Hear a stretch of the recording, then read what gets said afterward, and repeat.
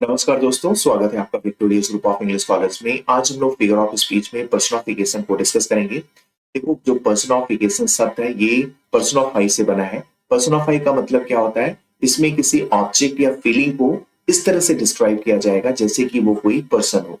Personification एक ऐसा figure of speech होता है जिसमें ह्यूमन एट्रीब्यूट्स या क्वालिटीज को इनएनिमेट ऑब्जेक्ट या एब्स्ट्रैक्ट नोशंस को दे दिया जाता है।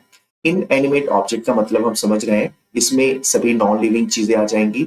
और एब्स्ट्रैक्ट नोशंस का मतलब क्या है वो आप समझिए। देखो, एब्स्ट्रैक्ट नोशंस में कोई धारणा, कोई विचार, कोई ख्याल, कोई इमोशन या फीलिंग जो हमारे सिर्फ माइंड में एग्जिस्ट करती हो, उसी को कहते हैं एब्स्ट्रैक्ट नोशन। यानी पर्सनिफिकेशन में क्या होने वाला है, इसमें इनएनिमेट ऑब्जेक्ट या एब्स्ट्रैक्ट नोशन ह्यूमन की तरह ये किसी व्यक्ति का हंसी उड़ाएगा या कोई चीज याद करेगा या भूल जाएगा, कहीं बैठ जाएगा, गुस्सा करेगा या फिर जो है किसी को घूर के देखेगा। और ऐसा पोएट क्यों करता है? देखो, जो पोएट होता है ह्यूमन ट्रेट्स, इमोशंस और एक्शंस को नॉन लिविंग को इसलिए दे देता है ताकि रीडर चीजों को अच्छे से रिलेट करके और बेहतर तरीके से पोएट का जो भाव है, पोएट जो समझाना चाहता है, उसको वो समझ भी सके और उसको रियलाइज भी कर सके। पर्सनिफिकेशन के डेफिनेशन से अलग अलग एग्जाम में प्रश्न पूछा गया है, सिर्फ लैंग्वेज बदला है। टीजीटी 2003 में प्रश्न पूछा गया है, ऐसा कौन सा फिगर ऑफ स्पीच होता है जिसमें ह्यूमन इंटेलिजेंस या पर्सनालिटी को इन एनिमेट ऑब्जेक्ट या इन एनिमेट थिंग्स को दे दिया जाता है। या फिर एमपी असिस्टेंट प्रोफेसर 2017 में भी प्रश्न पूछा गया है कि ऐसा कौन सा फिगर ऑफ स्पीच होता है जिसमें ह्यूमन एट्रीब्यूट्स को इन एनिमेट ऑब्जेक्ट को दे दिया जाता है। तो आंसर होगा पर्सनिफिकेशन। पर्सनिफिकेशन के एग्जांपल्स एग्जाम में खूब पूछे जाते हैं, वन बाय वन डिस्कस करेंगे। पहला एग्जांपल है, let not ambition mock their useful try.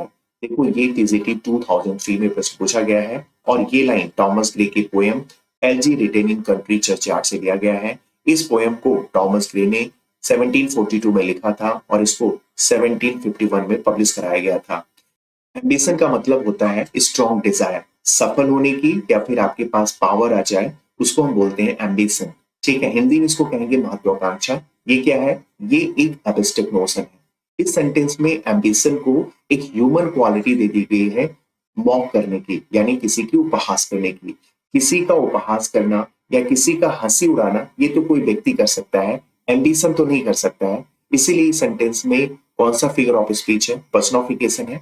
और इस लाइन का मतलब ये है, एम्बिशन का मतलब यहाँ पे रिच और ग्रेट पीपल की बात हो रही है और यूजफुल टॉयल यानी सिंपल फार्मर की बात हो रही है। तो जो ग्रेट और रिच पीपल है, उनको जो सिंपल और यूजफुल फार्मर है उनकी डेथ पर हंसी नहीं उड़ाना चाहिए।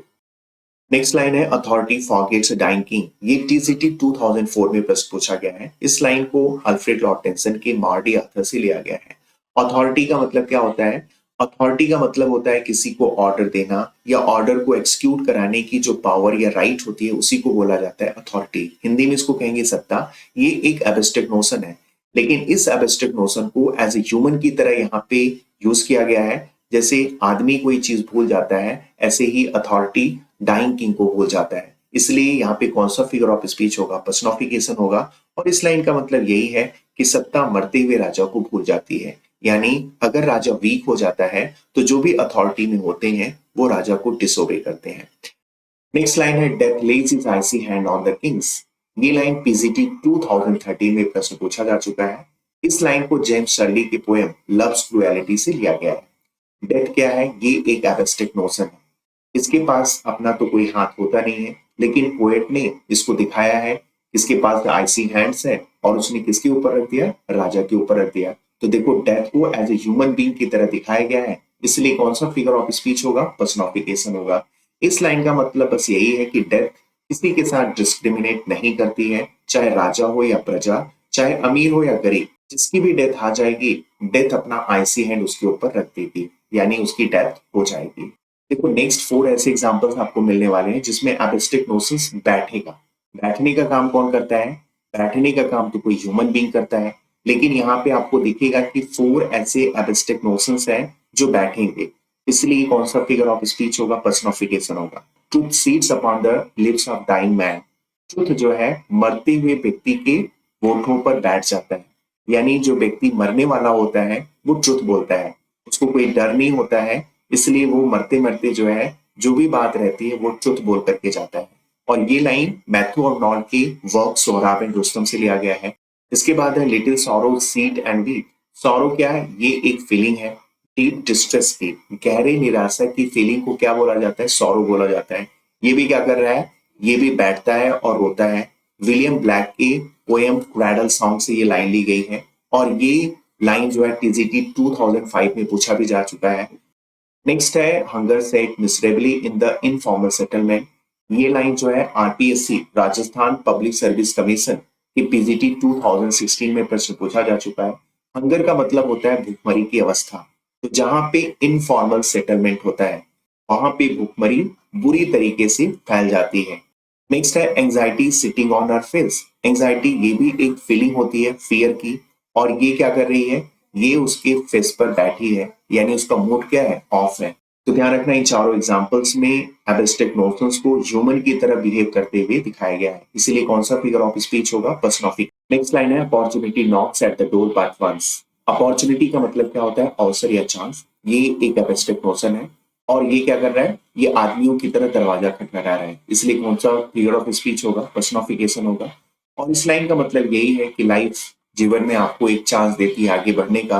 अगर उस चांस को आप मिस करते हैं तो फिर दोबारा वो चांस आपको नहीं मिलता है, यानी अवसर दरवाजे पर एक बार ही दस्तक देता है। नेक्स्ट है charity suffer long and is kind. इसमें भी देखो चैरिटी जो कि एक एब्स्ट्रैक्ट नोशन होता है। चैरिटी का मतलब होता है परोपकार या दयालुता। इसको भी देखो मनुष्यों की तरह लंबे समय तक सफर करते हुए यानी सहन करते हुए दिखाया जा रहा है, और इसके बावजूद भी क्या होता है? काइंड होता है। इसलिए इसमें भी क्या होगा? पर्सनिफिकेशन होगा। नेक्स्ट है the sun smile down on her face.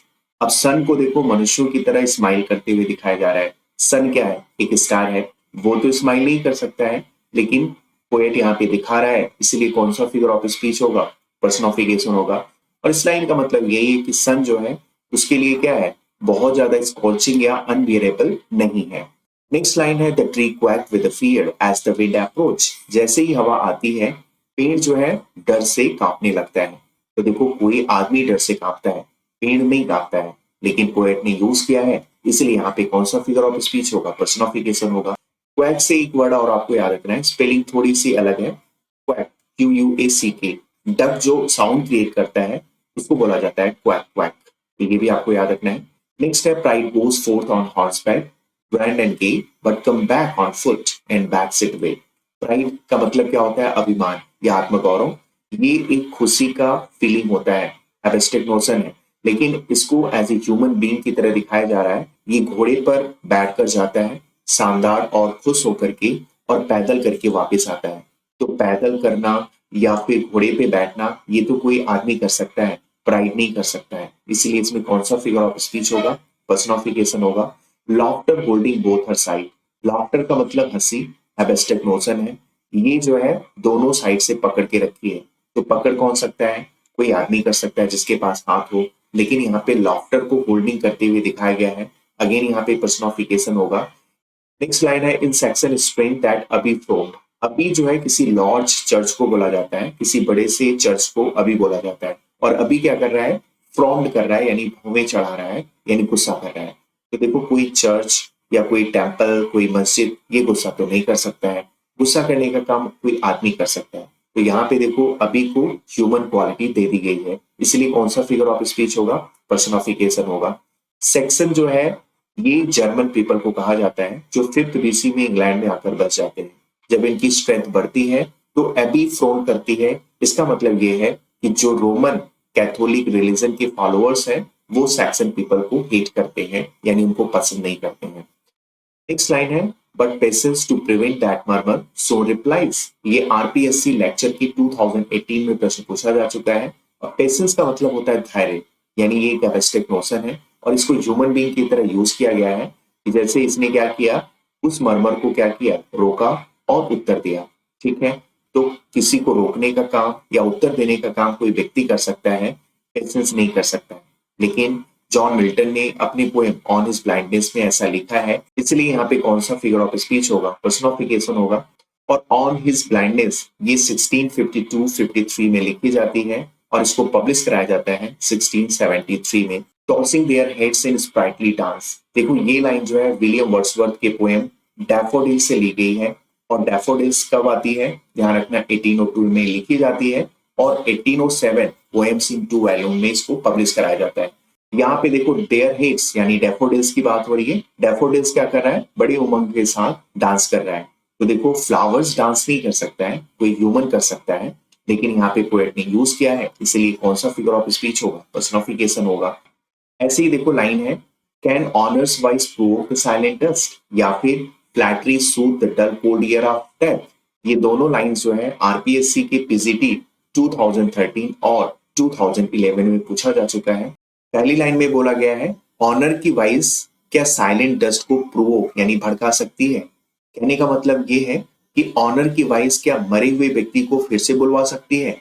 दूसरी लाइन में है, फ्लैटरी क्या मरे हुए व्यक्ति को ये फील करा सकती है कि मरने के बाद वो बेहतर जगह पे है। तो देखो ना तो ऑनर की वाइस मरे हुए व्यक्ति को जिंदा कर सकती है और ना ही चापलूसी किसी मरे हुए व्यक्ति को सांत्वना दे सकती है। इसलिए दोनों ही लाइन में कौन सा फिगर ऑफ स्पीच होगा, पर्सनिफिकेशन होगा।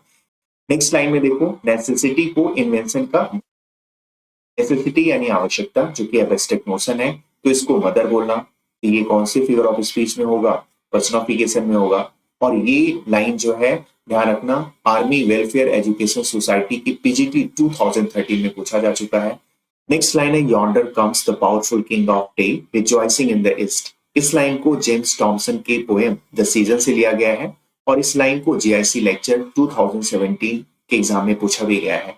यॉन्डर एक आर्काइक वर्ड है जिसका मतलब होता है डिस्टेंस, और डिस्टेंस नॉन लिविंग है, लेकिन इसको एज ए ह्यूमन की तरह दिखाया गया है कि वो जो है दिन के पावरफुल किंग की तरह आता है और ईस्ट में क्या है, आनंद का माहौल। इसीलिए इस लाइन में पर्सनिफिकेशन होगा। नेक्स्ट लाइन है, the sea that bares her bosom to the moon. ये लाइन पीजीटी 2010 में प्रश्न पूछा जा चुका है। विलियम वर्ड्सवर्थ की the world is too much with us line ली गई है। The world is too much with us 1802 में लिखा गया सोनेट है और इसको पब्लिश कराया जाता है 1807 में, ठीक है। और ये इटालियन मॉडल पे लिखी गई सोनेट है और सी को यहाँ पे फीमेल एट्रीब्यूट दिया गया है, इसलिए कौन सा फिगर ऑफ स्पीच होगा, इसमें पर्सनिफिकेशन होगा। नेक्स्ट लाइन में आपको ये बताना है कि इसमें कौन से ऑप्शन को पर्सनिफाइड किया गया है। रिवेंज इज काइंड, ये तो मेटाफर होगा। स्विफ्ट एज अ विंड, ये तो सिमिली होगा। थर्स्टी अर्थ, यहाँ पे पर्सनिफिकेशन होगा। देखो कोई व्यक्ति प्यासा हो सकता है, अर्थ नहीं, लेकिन पोएट ने यूज किया है, इसलिए यहाँ पर्सनिफिकेशन होगा। नेक्स्ट है, miss Fortune stared him in his face. Miss Fortune का मतलब होता है विपत्ति यानी बैड लक, ठीक है। एब्स्ट्रैक्ट नोशन है, आदमियों की तरह ये क्या कर रहा है, घूर रहा है उसको।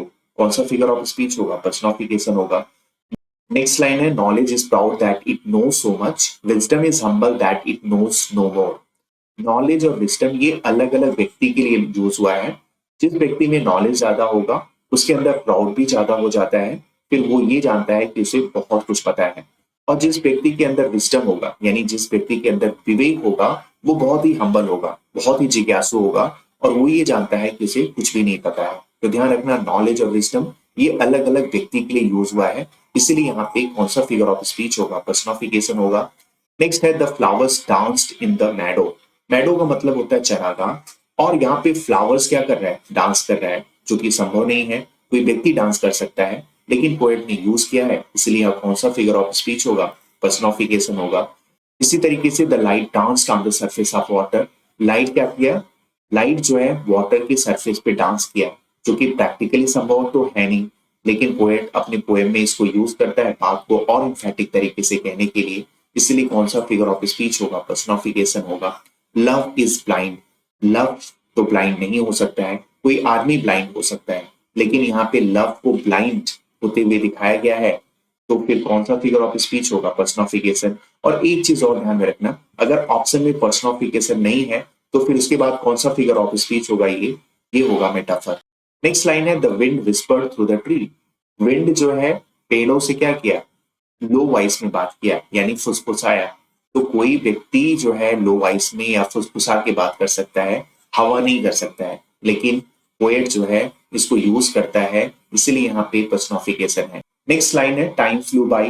तो टाइम तो फ्लू कर नहीं सकता है, यहाँ पे ह्यूमन की फ्लाइंग करने के एक्शन का जो गुण है वो किसको दिया गया है, टाइम को दिया गया है। अगेन यहाँ पे पर्सनिफिकेशन होगा, द सिटी नेवर स्लीप्स। तो देखो कोई आदमी सो सकता है या फिर नहीं सो सकता है। सिटी तो नॉन लिविंग है, लेकिन सिटी को एज ए ह्यूमन की तरह यहाँ पे यूज किया गया है, इसलिए यहाँ पे कौन सा फिगर ऑफ स्पीच होगा, पर्सनिफिकेशन। देखो पर्सनिफिकेशन और एग्जाम में पूछे गए सारे लाइंस को हम लोगों ने बहुत अच्छे से डिस्कस किया है। ये सारे लाइंस आप याद रखेंगे, एग्जाम में आपको यहाँ से प्रश्न मिलेंगे। आज के लिए बस इतना ही, धन्यवाद, थैंक यू।